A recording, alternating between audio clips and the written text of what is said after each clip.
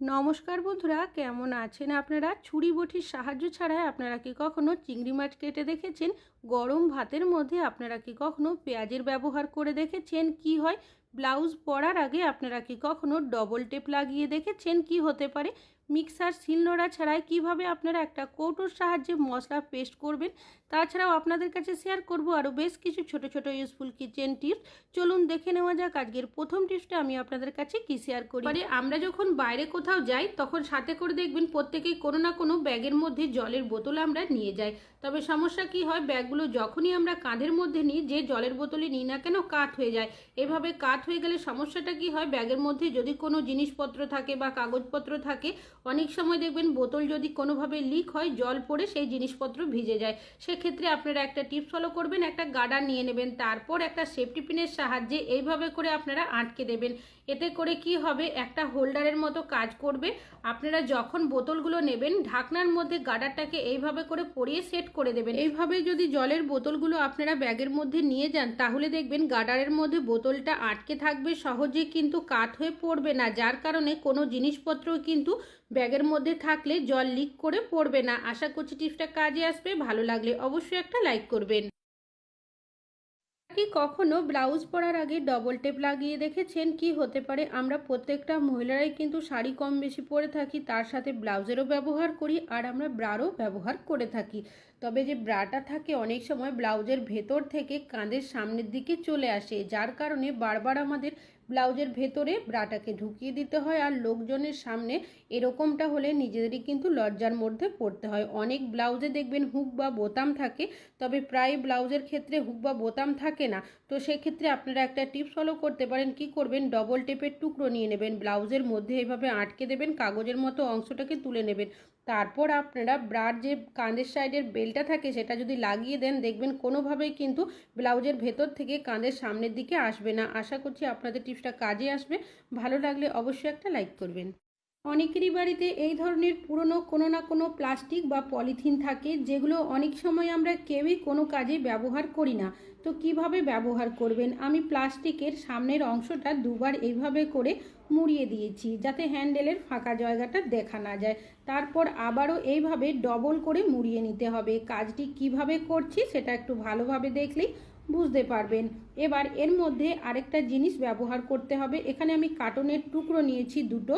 এই সাইডের যে ফাঁকা অংশটা রয়েছে পকেটের মতো, তার সাইড করে দুটোকেই আমি এইভাবে করে পরিয়ে দিয়েছি। এবার মাঝখানে কিন্তু এইভাবে একটা জায়গা হয়ে যাবে।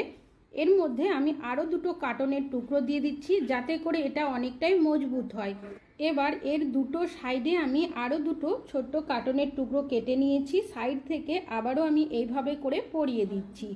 এইভাবে পরালেই দেখবেন এটা একটা সুন্দর বক্সের মতো তৈরি হয়ে যাবে, আর এটা আপনারা বিভিন্ন কাজে ব্যবহার করতে পারেন।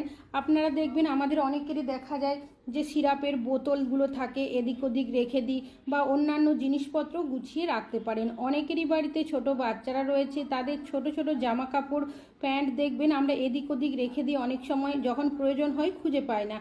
এইভাবে আপনারা ছোট সাইজের বা বড় সাইজের যে কোনো পলিথিন দিয়ে এইভাবে একটা বক্স বানিয়ে নিতে পারেন, আর দেখতেও ভালো লাগবে, গোছানোও থাকবে জিনিসপত্র। যে কোনো জিনিস রাখলে সহজে খুঁজেও পেয়ে যাবেন। আশা করছি আপনাদের টিপসটা কাজে আসবে।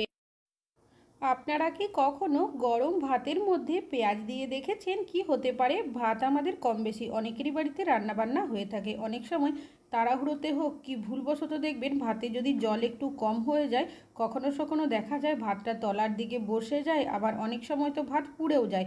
আর পোড়া ভাতের গন্ধের কারণে কেউই কিন্তু আমরা খেতে পারি না। সেক্ষেত্রে একটা কাজ করতে পারেন, একটা পেঁয়াজ নিয়ে নেবেন, পেঁয়াজটা এভাবে কাট করে নেবেন, যাতে করে পেঁয়াজের যে স্ট্রং গন্ধটা সেটা বেরিয়ে আসে। তারপর পেঁয়াজটাকে কী করবেন, গরম ভাতের মধ্যে দিয়ে দেবেন, ভাতটাকে ওপর থেকে ঢাকা দিয়ে দেবেন। তারপর আপনারা কি করবেন, এইভাবে করে ঢাকনা দিয়ে রেখে দেবেন 10 থেকে 15 মিনিটের জন্য। তারপর কি করবেন, 15 মিনিট পর আপনারা ঢাকাটাকে খুলে নেবেন, আর যে পেঁয়াজটা রয়েছে সেটা বের করে নেবেন। আর পেঁয়াজটা কিন্তু ফেলবেন না, অন্য রান্নাতে ব্যবহার করবেন।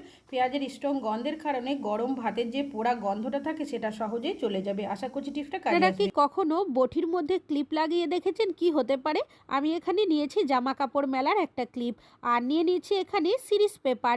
এই সিরিজ পেপার আপনারা যে কোনো হার্ডওয়্যারের দোকানে পেয়ে যাবেন। সাইডের কিছুটা অংশ আমি এখান থেকে কেটে নিচ্ছি। এবার এটাই দুটো টুকরো করে নিচ্ছি, সাইডের যে অংশটা রয়েছে কেটে বাদ দিয়ে দিচ্ছি। আর নিয়ে নিয়েছি এখানে ডবল সাইজের টেপের টুকরো। এই টেপ দুটো ক্লিপের মধ্যে প্রথমে এইভাবে করে ভালো করে আটকে দিতে হবে যাতে করে খুলে না যায়। কাগজের মতো অংশগুলো তুলে নিয়েছি। এবার এর মধ্যে আমি যে সিরিজ পেপারের টুকরোগুলো রয়েছে এইভাবে করে লাগিয়ে নিচ্ছি। এবার এটা কি কাজে ব্যবহার করবেন? আমরা প্রত্যেকেই বটির ব্যবহার করে থাকি। কিছুদিন ব্যবহার করার পর দেখবেন এর ধারটা অনেকটাই কমে যায়। আপনারা যদি এইভাবে করে ক্লিপটাকে ঘষতে থাকেন তাহলে দেখবেন বটির ধারটা অনেকটাই চলে আসবে।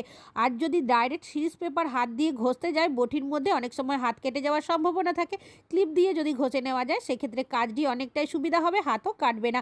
জল দিয়ে ধুয়েও দেখিয়ে দিচ্ছি।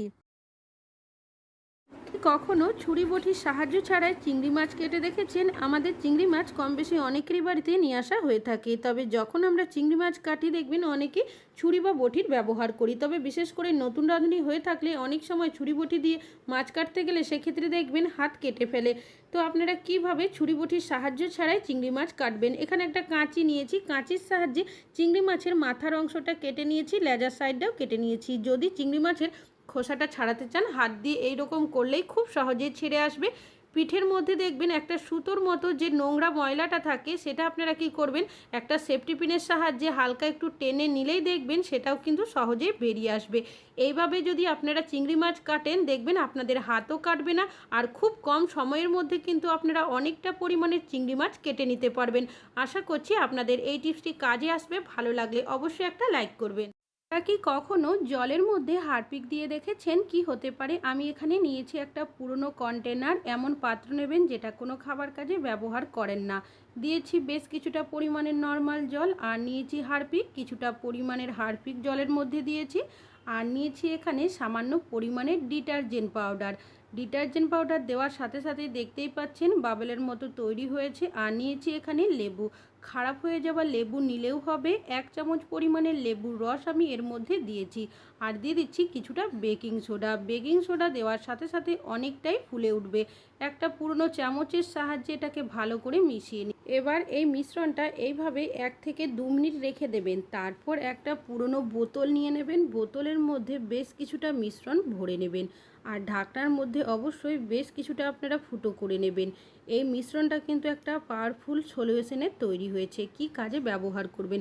আমাদের বাড়িতে দেখবেন বাথরুমের যে টাইলসের মেঝে থাকে বা যে দেওয়ালের মধ্যে টাইলস লাগানো থাকে তার মধ্যে অনেক সময় নোংরা ময়লা বসে যায়। বিশেষ করে দেখবেন জলের আয়রনের দাগ ছোপ পড়ে যায়, যার কারণে আমরা অনেকে ঘষাঘষি করে পরিষ্কার করার চেষ্টা করলেও সহজে কিন্তু যেতে চায় না। তো কি করবেন, এখানে একটা পুরনো পলিথিন আমি হাতের মধ্যে পরে নিয়েছি। চাইলে গিঁটো দিতে পারেন। আমি চুড়ির মধ্যে পলিথিনটাকে আটকে দিচ্ছি যাতে খুলে না যায়। যেহেতু এই সলিউশনের মধ্যে হারপিকের ব্যবহার করেছি তাই ডাইরেক্ট কিন্তু হাত দিয়ে ব্যবহার করব না। এই যে বোতলের মধ্যে যে মিশ্রণটা রয়েছে যখনই ব্যবহার করবেন হাত দিয়ে একটু ঝাঁকিয়ে নেবেন। তারপর টাইলসের মধ্যে বা যে মেঝের মধ্যে যদি দাগ ছোপ থাকে তার মধ্যে মিশ্রণটা আপনারা এইভাবে দিয়ে দেবেন। চাইলে মিশ্রণটা দিয়ে 5 থেকে 10 মিনিট রেখেও দিতে পারেন। তবে আমি যেহেতু ভিডিওটা বানাচ্ছি সাথে সাথেই কিন্তু আপনাদের পরিষ্কার করে দেখাবো। আপনাদের যদি কোনো পুরনো ব্রাশ থাকে সেটারও ব্যবহার করতে পারেন টয়লেট পরিষ্কারের। আমি এখানে একটা পুরনো স্ক্রাবার নিয়েছি, সেটা দিয়ে আলতো হাতে ঘষে দিচ্ছি। দেখবেন ঘষে দেওয়ার সাথে সাথেই কিন্তু যত আপনাদের নোংরা ময়লা থাকবে বা যে আয়রনের জলের দাগ ছোপ থাকবে সেটা কিন্তু সম্পূর্ণ উঠে পরিষ্কার হয়ে যাবে। এই সলিউশনের মধ্যে ব্যবহার করা হয়েছে Harpic, baking soda, detergent powder, তাছাড়াও ব্যবহার করেছি লেবুর রস, যার কারণে এই সলিউশনটা এতটাই পাওয়ারফুল হয়ে গেছে যতই নোংরা ময়লা বা জেদি দাগ থাকুক না কেন সেটা খুব সহজে আলগা হয়ে উঠে আসবে। কোনো রকম আপনাদের বেশি ঘষাঘষি করতেও হবে। তো দেখতেই পাচ্ছেন যে টাইলসের মধ্যে নোংরা ময়লাগুলো ছিল, আয়রনের জলের দাগ ছিল, সেটা কিন্তু সম্পূর্ণ উঠে গেছে। এবার পরিষ্কার জল দিয়ে ধুয়ে আপনাদের দেখাচ্ছি, তাহলে কিন্তু আপনারা নিজেরাই বুঝতে পারবেন যে আগে কতটা দাগ ছোপ ছিল আর এখন কতটা সুন্দর পরিষ্কার হয়েছে। আশা করছি আপনাদের যদি বাথরুমের মধ্যে জলের আয়রনের দাগ থাকে বা কোনো রকমের নোংরা ময়লার ছোপ দাগ বসে যায় সেটা কিন্তু আপনারা এইভাবে একটা সলিউশন বানিয়ে খুব সহজে ঘষাঘষির ঝামেলা ছাড়াই পরিষ্কার করে নিতে পারবেন। আশা করছি আপনাদের এই টিপসটা কাজে আসবে। আপনারা কি কখনো প্রেসার কুকারের মধ্যে চায়ের পাতা দিয়ে দেখেছেন? কি হতে পারে? আমরা প্রেসার কুকারে কম বেশি অনেকেই রান্নাবান্না করে থাকি। অনেক সময় প্রেসার কুকার যদি এইভাবে পুড়ে যায় সহজে পরিষ্কার করতে পারি না, অনেকটাই ঘষা মাজা করতে হয়। কি কি করবেন, দিয়ে দেবেন কিছুটা ব্যবহার করা চায়ের পাতা, দিয়ে দিয়েছি সামান্য লবণ, এখানে নিয়েছি কোলগেট। আপনারা যে কোনো সাদা টুথপেস্টের সামান্য পরিমাণের ব্যবহার করতে পারেন। বেশ কিছুটা পরিমাণের গরম জল দিয়েছি। প্রেসার কুকারটিকে এইভাবে নাড়িয়ে দেবো যাতে করে সব উপকরণগুলো জলের সাথে ভালো মতো মিশে যায়। এইভাবে করে চাইলে আপনারা 10 মিনিট মতো রেখেও দিতে পারেন, তবে আমি এইভাবে করে 2 মিনিট মতো রেখেছিলাম। যে পোড়া অংশগুলো ডিপ হয়ে বসে যায় সেটা কিন্তু হাত দিয়ে সহজে পরিষ্কার করতে পারবো না, তাই এখানে একটা চামচ নিয়েছি। আপনারা খুন্তি হাতা দিয়েও হালকা এইভাবে ঘষে নিতে পারেন। জলটাকেও ফেলিয়ে দিয়েছি, বাকি যেটুকু পোড়া অংশ রয়েছে একটা স্ক্রাবারের সাহায্যে আলতো হাতে ঘষে নেব। যেহেতু এখানে লবণ আর টুথপেস্টের ব্যবহার করেছি, তাই আলাদা করে ভিম বার সাবান বা ভিম বার জেল কোনো কিছুই দেবো না। তো দেখতেই পাচ্ছেন প্রেসার কুকারের যে পোড়া অংশগুলো ছিল সেটা উঠে সম্পূর্ণ পরিষ্কার হয়ে গেছে। জল দিয়ে ধুয়ে দেখিয়ে দিলাম। আশা করছি টিপসটা কাজে আসবে। আপনারা কি কখনো মিক্সার শিলনোড়া ছাড়াই একটা কৌটো বা জারের সাহায্যে মশলা পেস্ট করে দেখেছেন? মশলা রান্নায় আমরা প্রত্যেকেই কম বেশি ব্যবহার করে থাকি, তবে অনেক সময় দেখা যায় অনেকেরই কাছে হয়তো শিলনোড়া থাকে না বা মিক্সার আছে, কারেন্ট চলে যায়। তাছাড়াও এখন অনেকে চাকরি সূত্রে বা পড়াশোনার সূত্রে বাইরে থাকে, তাদের কাছে দেখা যায় শিলনোড়া বা মিক্সার কোনো কিছুই থাকে না। সেক্ষেত্রে মশলা পেস্ট করতে সমস্যা হয়। আপনারা এই ছোট ধরনের একটা কৌটো বা জার নিয়ে নেবেন। যতটা মশলার প্রয়োজন আগে কেটে ধুয়ে পরিষ্কার করে সেই কৌটো বা জারের মধ্যে দিয়ে একটা বেলন বা ছোট্ট জাতীয় একটা লাঠি নিয়ে এইভাবে আলতো হাতে আপনারা আঘাত করে নিলেই দেখবেন মশলাটা কিন্তু পেস্ট হয়ে যাবে। তবে একদম যে শিলনোড়া বা মিক্সারের মতো সুন্দর মিহি পেস্ট হবে তা কিন্তু নয়, কাজ চালানোর মতো কিন্তু হয়ে যাবে। তো দেখতেই পাচ্ছেন একটা পাত্রের মধ্যে আমি ঢেলে নিয়েছি। এবার যে কৌটোর মধ্যে যেটুকু মশলা লেগে রয়েছে তার মধ্যে কি করবেন, সামান্য পরিমাণের জল দিয়ে ধুয়ে মশলাটা এই পাত্রের মধ্যে দিয়ে রান্নাতে ব্যবহার করতে পারবেন। আশা করছি আপনাদের টিপসটা কাজে আসবে।